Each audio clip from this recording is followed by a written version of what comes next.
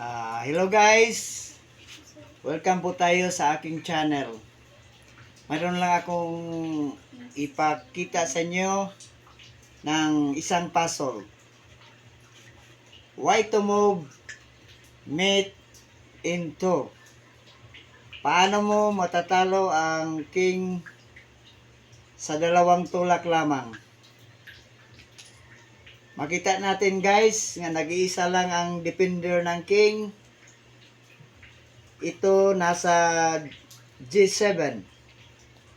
Ang pawn ito ay papunta doon.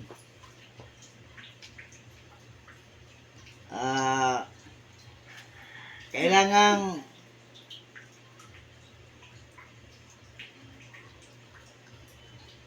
makuha mo ang solusyon guys or key move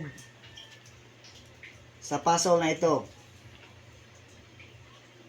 Ulitin ko, why to move mate into.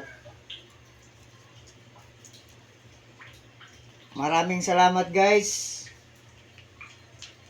Paki-follow lang sa aking channel para updated kayo sa sunod nating video. Salamat po.